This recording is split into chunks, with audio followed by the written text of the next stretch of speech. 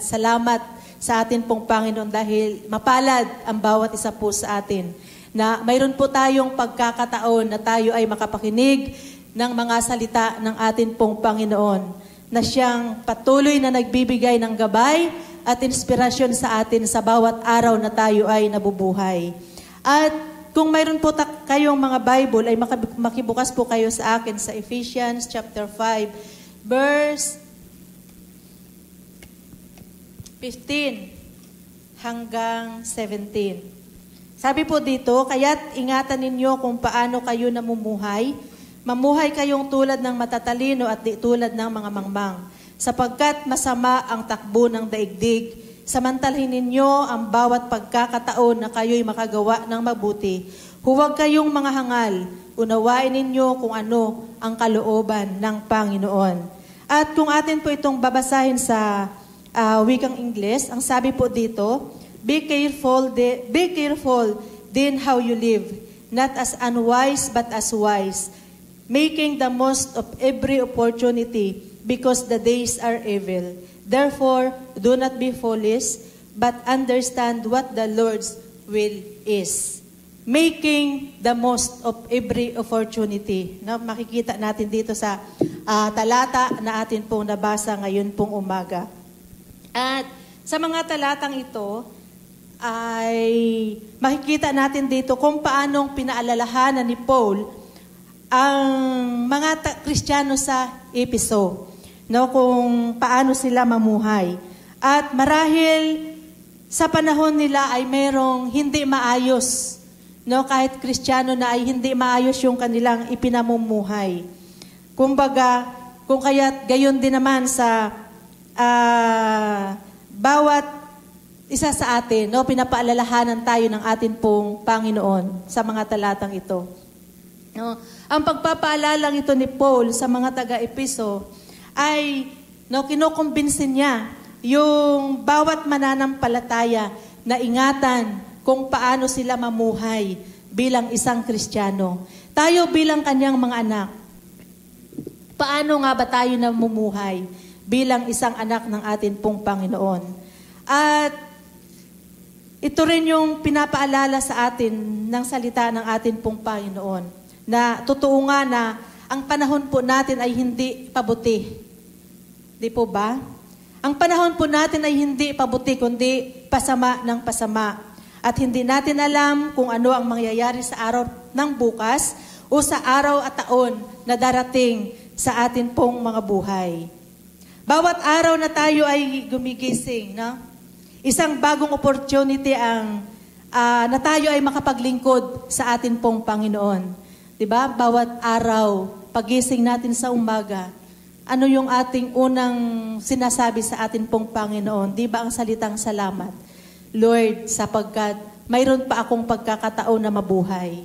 Salamat, Panginoon, ginising mo kami, ginising mo ako, malakas at malusog ang aking pangangatawan. No? Ito isang oportunidad na ibinibigay sa atin ng atin pong Panginoon, na tayo ay makapaglingkod sa Diyos, makapagbigay papuri tayo sa atin pong Panginoon. At sabi nga ng Psalms chapter 89 verse 47, alam mo, O Yahweh, ang buhay ng tao, ang ay maikli lamang sa balat ng mundo, papanaw na lahat silang nilikha mo. No, tunay nga na ang buhay natin sa mundo ay maikli po lamang. Di po ba? Nasabi nga po sa Bible, no, tayo ay binigyan lamang ng atin pong Panginoon ng 70 years para mabuhay. At pabor lamang ng atin pong Panginoon doon sa mga tao na mayroon pa silang pagkakataon na mabuhay ng 80 years, 90 years, or 100 years, o higit pa doon. Pero salamat sa atin pong Panginoon, dahil patuloy na binibigyan tayo ng pagkakataon ng atin pong Panginoon na tayo ay mabuhay na kasama natin ang atin pong Panginoon. No? Totoo, maikli lamang ang buhay. Kaya sabi nga po, dapat isipin lagi natin na yung buhay natin sa araw-araw ay yun na lang, no? Ito na lang, halimbawa ganito, sa araw na ito lamang tayo mabubuhay. Ano yung ating gagawin? Nasabi po dito sa ating binasa, no, samantalahin po natin yung bawat pagkakataon, no, na tayo ay makagawa ng mabuti para sa Panginoon. At kagaya nga po ng sinabi ni David, sa Psalms chapter 90 verse 12, teach us the number of our days that we may gain a heart of wisdom. No, dahil itong buhay natin maikli lang na panahon, itanim sa isip namin upang kami ay dumunong. So, no, makikita natin na tayo ay patuloy na binibigyan ng atin pong pagkakataon, ng atin pong Panginoon, ng pagkakataon kung paano tayo mamuhay bilang mga anak ng atin pong Panginoon. Sabi po dito, making the most of every opportunity. Ano ang ibig sabihin nito? Make the most of every opportunity literally means redeem the time. No? Samantalahin po natin ang oras, ang pagkakataon. No, lahat tayo ay binigyan ng pantay-pantay na o pare-parehong oras bawat araw. No, sapagkat sabi nga po ng atin pong ng Biblia, no, walang itinatangi ang atin pong Panginoon. No, lahat tayo ay binigyan ng pare-parehong oras o pantay-pantay na oras. At nasa sa atin na lamang bilang mga anak ng atin pong Panginoon kung paano natin gamitin yung oras na ibinigay sa atin ng Diyos. Bilang Kristiyano, no, dapat alam natin kung paano natin hatiin yung oras na mayroon tayo. Pagising natin sa umaga, no, meron na tayong nakaplanong gagawin sa maghapon. At kung atin pong mapapansin sa panahon ngayon, mas maraming oras yung ginogogol ng tao sa gadgets. Di po ba? Lagi na lang natin naririnig. Bawat may magsalita dito, yung oras natin ay mas marami. No, sa paghawak natin ng mga cellphone natin, no, yung kung anong meron tayo na yun doon natin iginugugol yung marami nating oras. At hindi ba niyo napapansin na kahit sa mga gawaing bahay na lamang, no, sa ating mga ginagawa araw-araw, no, sa paglalaba natin, sa pagluluto o kaya paglilinis, ay talagang mapapansin po natin na maya-maya dadamputin natin yung cellphone. No, magsi-cellphone tayo, titingnan natin kung may message o manunood tayo ng kung ano-anong pinapanood natin sa atin pong mga cellphone. At ito ay nakakaabala sa atin pong mga trabaho. No, nasa tabi natin lagi yung ating mga cellphone. Nagawa nyo na ba na itabi rin ninyo yung ating mga Bible sa ating pagtulog? Di ba hindi? Kung mayroon man, marahil ay ilan na lamang. No, na bago matulog or bago magabi, bago pagkagising sa umaga, ay nagbabasa tayo ng salita ng ating pong Panginoon. At bawat gabi marahil ay wala tayong ibang katabi, kundi yung ating mga cellphone. Tinitingnan natin kung may mensahe yung ating mga minamahal, kung mayroon tayong mga minamahal. No, nanonood tayo kung ano-ano, 'di ba? Ngayon, marami tayong napapanood sa cellphone. Ang tanong, meron pa ba tayong panahon o oras para manalangin at para magbasa ng salita ng atin pong Panginoon? Sino yung nagbabasa ng Bible araw-araw? Isa lang? 'Di ba? No, dapat ay binabasa natin ang salita ng atin pong Panginoon. Bakit? Ito yung mensahe ng atin pong Panginoon sa atin. Ito yung nagbibigay sa atin ng talino. No, sa bawat araw na tayo ay nabubuhay sa mundong ibabaw na ito. Ito yung nagtuturo sa atin kung ano yung ating dapat gawin. No, kung ano yung bagay na dapat nating unahin sa ating buhay bilang mga anak ng atin pong Panginoon. At bilang mga anak ng ating pong Panginoon, no, dapat lagi tayong may oras, no, sa mga bagay na nauukol sa atin pong Panginoon. At hindi lang doon sa mga bagay na nauukol sa atin pong mga sarili. No, 'di ba? Dapat mayroon tayong pagkakataon na ating basahin lagi ang salita ng atin pong Panginoon. Sabi nga po na, 'di ba, ng aklat ng sa Joshua chapter 1, no, dili-dilihin mo ito araw at gabi. No? Sapagkat ito yung nagbibigay sa atin ng tagumpay sa lahat ng atin pong mga ginagawa araw-araw. Amen? Ito yung nagtuturo sa bawat isa sa atin upang tayo ay patuloy na mamuhay na naaayon sa kalooban ng atin pong Panginoon. At kung paano tayo mabuhay o mamuhay bilang mga anak ng atin pong Panginoon sa isang pagkakataon na kumbaga masama yung takbo ng atin pong panahon, kinakailangan na tayo ay hanapin natin yung opportunity. No, sinabi nga ni Jesus, seek and you shall find. Di po ba? Hanapin natin kung ano yung kalooban ng atin pong Panginoon. At ito'y matatagpuan lamang natin, no, sa mga salita ng atin pong Panginoon. No, ang Biblia ay nagpapaalala sa atin sa Galatians chapter 6 verse 10. Ang sabi po doon, samantalahin natin ang lahat ng pagkakataon sa paggawa ng mabuti. Lalo na sa mga kapatid sa pananampalataya, no? Samantalahin daw natin, no, ang lahat ng pagkakataon na tayo ay makagawa ng mabuti, lalo na sa mga kapatid natin sa pananampalataya.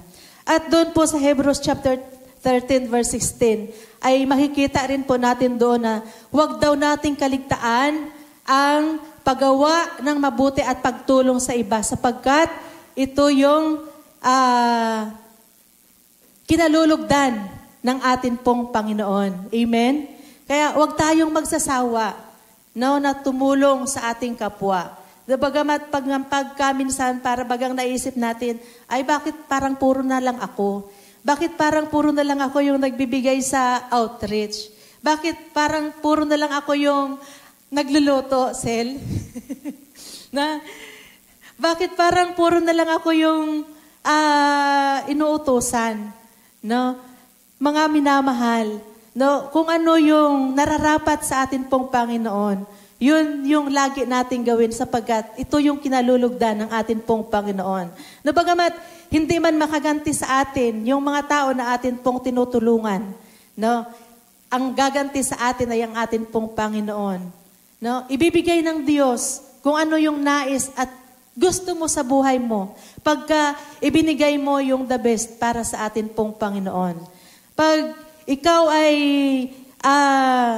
gumawa ng mabuti sa kapwa, ito ay ginagawa mo hindi para sa Kanya o kundi para sa atin pong Panginoon. Diba? Kaya huwag po nating kaligtaan, sabi ng Bible, ang pagtulong at paggawa ng mabuti sa iba sapagkat ito yung kinalulugdan ng atin pong Panginoon. No, sabi dito, we need to seek opportunity. Hanapin natin lagi, no, yung pagkakataon na tayo ay makagawa ng mabuti, sapagkat ito yung nais ng atin pong Panginoon. Sabi dito sa pangalawa, we need to see opportunity. At kung atin pong titingnan, no, sa panahon ng atin pong Panginoong Hesus sa kanyang ministry dito sa lupa, diba, naalala nyo yung siya ay, yung kasama niya yung babaeng Samaritana, no, nandun sila sa balon nag-uusap, no, sabi ng Panginoon sa kanya, pwede ba akong makiinom? Sabi sa kanya ng atin pong Panginoon. Subalit ang tugon sa kanya ng babae ay ganito. Hindi, kasi sa panahon nila, hindi pinapayagan na yung mga Samaritano ay makipag-usap sa mga Hudyo. Subalit, ang Panginoon ang nagsasalita sa kanya. Kumbaga, sabi ng atin pong Panginoon, maaari bang makainom? Siguro, sapagkat, kumbaga ang ating Panginoon ay galing siya sa isang paglalakbay. No? Nandoon na alam naman po natin kung ano yung ministry na ginawa ng atin pong Panginoon nung siya ay nandito sa lupa. Di ba? Marami siyang pinagaling, no? Nagbahagi siya ng mabuting balita para sa mga tao at sa mga panahong iyon, no, ang atin pong Panginoon ay kumbaga ginawa niya yung the best, no, na magagawa niya para ang tao ay lumapit sa kanya. At nandoon na, sa time na yon, habang siya ay nakikipag-usap sa babae, sabi ng Panginoon sa kanya, hindi mo lang alam kung sino itong humihingi ng tubig sa iyo. No? Sabi ng babae sa kanya, Lord, Panginoon, sinabi mang Lord, sabi niya, Guro, bigyan mo ako ng tubig na nagbibigay buhay sapagkat yun ay kailangan niya rin. No, bilang isang tao na nangangailangan sa atin pong Panginoon. At kumbaga, ay hindi ipinagdamot ng atin pong Panginoon. No, kung ano yung mayroon siya. Kung ano yung mayroon ng atin pong Panginoon doon sa babae. No, ibinahagi ng Diyos yung mensahe ng mabuting balita para doon sa babae at yung babae sa madaling kwento ay nakakilala siya sa atin pong Panginoon. No, na pagkat siya ay nakainom ng tubig na nagbibigay buhay, kailanman ay hindi na siya mauuhaw. Subalit, no, tayo bilang kanyang mga anak, ano po ba yung dapat din natin gawin? Diba? Gayahin po natin kung ano yung ginagawa ng atin pong Panginoon. Kung ang Diyos, kung ang Panginoon ay mayroon siyang pagkakataon para i-share yung kanyang mensahe sa maraming mga tao, tayo bilang kanyang mga anak ay binigyan din niya ng pagkakataon para ibahagi natin ang mga salita ng atin pong Panginoon na ating tinanggap mula sa atin pong Panginoon. Diba nakilala natin ang ating Diyos bilang Panginoon at na ating buhay at tagapagligtas po natin. No, kinakailangan na huwag po natin itong sarilinin. Dapat din po nating ibahagi sa iba. No, sapagkat ito yung pagkakataon na ibinibigay sa atin ng atin pong Panginoon na tayo ay makapag-share kung ano yung ating natutunan at tinanggap sa atin pong Panginoon. Amen? Lagi tayong umattend sa gawain para sa Panginoon. Ito yung nakakatulong sa ating paglago sa pananampalataya. Pagka hindi tayo dumalo ng gawain, lalago po ba tayo?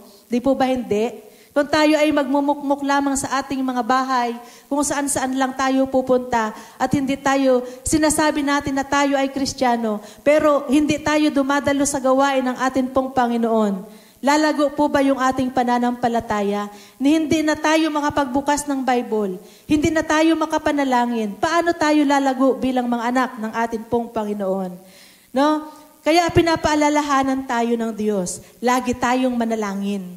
No? Sino yung ating dapat ipanalangin? Hindi lang yung ating sarili, hindi lang yung ating pamilya, kundi maging yung mga tao na hindi pa nakakilala sa atin pong Panginoon. No? Ay i-share at ibahagi natin, no? Ipangaral natin ang salita ng atin pong Panginoon para sa kanila. Lagi natin silang ipanalangin at lagi tayong umawit at magpuri sa atin pong Panginoon. Amen! Kahit sa ating mga tahanan, umawit tayo ng papuring awit para sa atin pong Panginoon. Hindi lang dito sa church tayo umaawit. Diga, pag sa bahay natin, iba yung ating naririnig na awit siguro. Diba? Yung mga usong awit ngayon. Diba? Yung tugtog natin, iba na. Ano yung usong tugtog ngayon na ating naririnig? Paborito ng lahat ng tao. Diba? At sumasayaw pa tayo. No? Sinasabayan natin yung tugtog. Diba yung selos? No? Ang atin pong Panginoon, nagsiselos na siya sa atin, kakaawit natin at kasasayaw ng selos. Kaya tayo ay laging umawit ng papuring awit para sa ating Panginoon. Amen? Lagi tayong magpasalamat sa Diyos sapagkat iniingatan tayo ng Diyos araw-araw. Amen? Mga minamahal, make the most of every opportunity. No, samantalahin po natin, redeem the time because the days are evil. Lagi tayong magpuri at magpasalamat sa ating Panginoon. Lalo ngayon, no, sabi ko nga kanina, hindi natin alam kung ano ang mangyayari sa araw ng bukas, no, kung ano ang mangyayari sa mga susunod na araw at sa mga susunod pa na mga panahon ng ating buhay. Kailangan na tayo ay patuloy na gumawa ng mabuti para sa atin pong Panginoon. 'Di ba ang araw, no, patindi ng patindi ngayon, 'di ba galing tayo sa labas, anong oras pa lang? 9:00, mag-aalas 10 pa lang. Pero yung init ng araw ay pang 12:00 na or pang 1:00 na. Lagi kami ni pastor sa labas. Pagka yung time ng anong oras? 4:00, pagdating namin dyan sa Lovers, galing kami nung nakarang araw kahapon galing kami ng Divisoria. Kinuha namin yung toga na pinatahi namin. 4:00 pa lang, pero yung oras parang pang 12:00 pa rin. No, kung hindi tayo iniingatan ng atin pong Panginoon, paano na lang? Kaya, mga minamahal, lagi tayong manalangin. Ang mundo na ating ginagalawan ay pasama ng pasama. Diba? Maraming mga nangyayari sa ating mga kapaligiran. Subalit, mga minamahal, patuloy tayo na magtiwala at umasa sa ating Panginoon. Patuloy tayong manangan sa mga salita ng Diyos, sapagkat ito yung nagbibigay sa atin ng pag-asa, nagbibigay sa atin ng katatagan kung paano tayo magtagumpay bilang kanyang mga anak.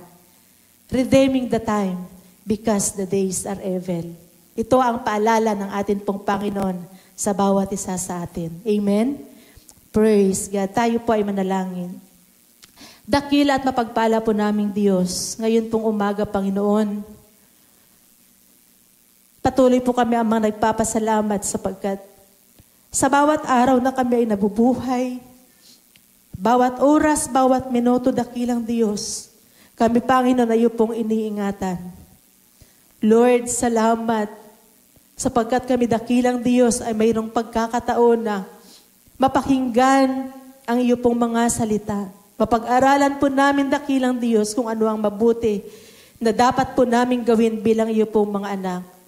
Lord, salamat sa pagkakataong kagaya nito dakilang Diyos na kami, Panginoon, ay malayang makapag-alay, Panginoon, ng aming papuri, pasasalamat at pagsamba sa iyong dakilang pangalan.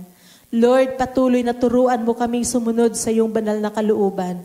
Patuloy mo kami, Panginoong, turuan na laging manalangin, dakilang Diyos, na lagi kami, Panginoong, magsaliksik ng iyong banal na aral, araw at gabi, dakilang Diyos, sapagkat ito ay napakahalaga sa amin bilang iyo pong mga anak. Lord, salamat ngayong umaga sapagkat patuloy ka na nagpapaalala po sa amin. Totoo, dakilang Diyos, ng mundo na aming ginagalawan ay pasama ng pasama. Hindi po namin, Panginoon, alam kung ano ang mangyayari sa araw po ng bukas. Subalit dalangin nga po namin, Panginoon, patuloy mong ihanda ang buhay ng bawat isa po sa amin, na anumang oras na ikaw ay dumating, dakilang Diyos, ang bawat isa po sa amin, Panginoon, ay laging maging handa. Lord, salamat sa patuloy na pagpapaalala mo sa amin sa pamamagitan, o Diyos, na yung mga mensahe at na yung mga salita, dakilang Diyos. Lord, patuloy na samahan mo kami sa araw na ito sa nalalabi po naming gawain. Dumito ka, Ama, sa aming kalagitnaan. Ang iyong banal na presensya, dakilang Diyos, ang patuloy na maramdaman ng bawat isa sa araw na ito. Dakilang Diyos, punuin mo ng iyong mga salita ang aming mga puso.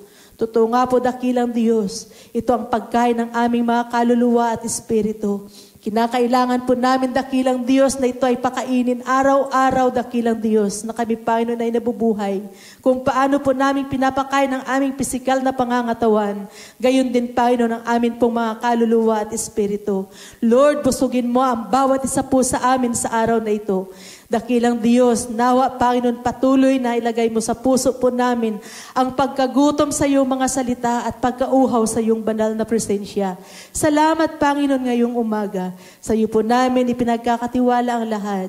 Salamat sa mga kapatiran na narito sa araw na ito. Patuloy na pagpalain mo po sila. Sa iyo ang kapurihan, karangalan at kaluwalhatian sa pangalan ni Jesus.